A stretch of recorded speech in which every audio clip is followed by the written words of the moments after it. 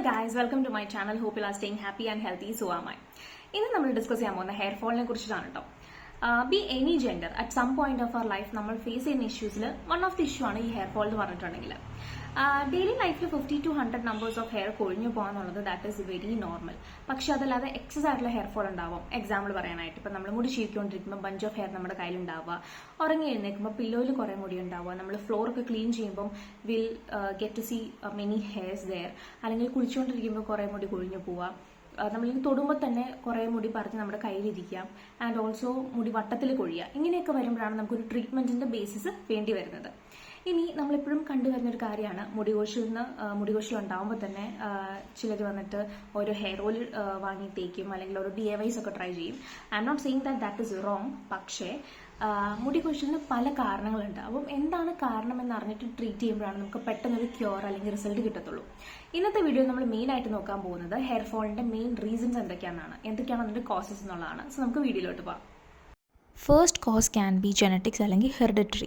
നമ്മൾ നമ്മുടെ family tree എടുത്ത് നോക്കുമ്പോൾ നമ്മുടെ പാരൻസിൻ്റെ സൈഡിൽ, ഫാദറിൻ്റെയോ അല്ലെങ്കിൽ മദറിൻ്റെയോ സൈഡിൽ ഒരു ഏജ് ആകുമ്പോൾ ഒരു ഏജ് ഗ്രൂപ്പിൽ അവർക്ക് ചിലപ്പം ഹെയർ ഫോൾ അല്ലെങ്കിൽ തിന്നിങ് മുടി കയറുന്നൊക്കെ ഉണ്ടായിട്ടുണ്ടായിരിക്കാം.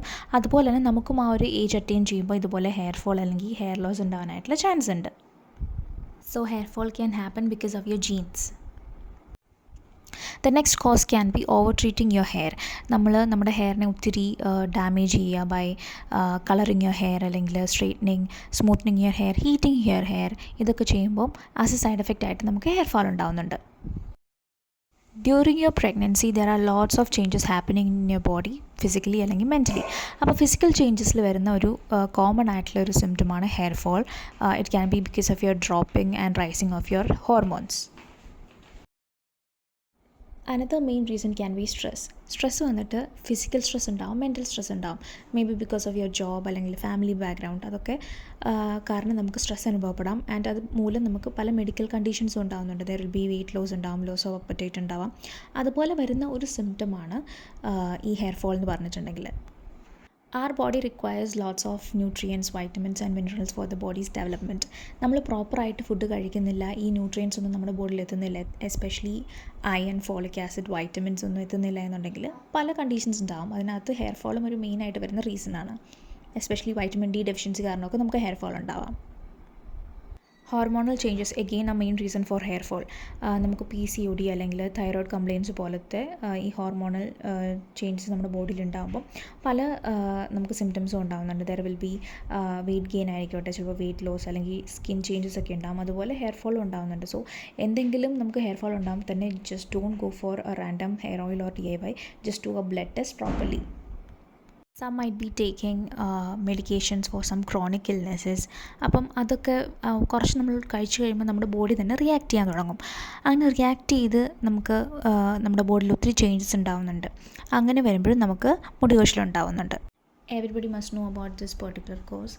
കീമോതെറാപ്പി ചെയ്തുകൊണ്ടിരിക്കും നമ്മുടെ ബോഡിയിൽ ഫിസിക്കലി ആൻഡ് മെൻ്റലി പല ചേഞ്ചസും വരുന്നുണ്ട്.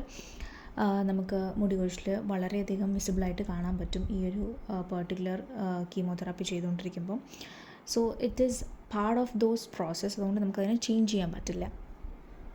There is a medical condition called alopecia areata. ഇത് വന്നിട്ട് ഒരു ഓട്ടോ ഇമ്മ്യൂൺ ഡിസോർഡറാണ്.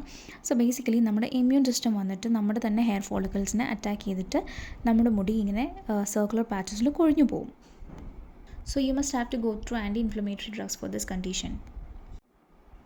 ഇതൊക്കെയാണ് ഹെയർ ഫോളിൻ്റെ മെയിൻ കോസസ് വരുന്നത്. സോ ഞാൻ മുന്നേ പറഞ്ഞതുപോലെ ഹെയർ ഫോൾ ക്രോണിക് ആയിട്ട് നിങ്ങൾക്ക് ഫീൽ ചെയ്യുന്നുണ്ടെങ്കിൽ തീർച്ചയായിട്ടും ഒരു ബ്ലഡ് ടെസ്റ്റ് ചെയ്യുക, നിങ്ങളുടെ ബോഡിനെ അനലൈസ് ചെയ്യുക, then go for a treatment. These are the basic blood test to be done if you have severe hair fall.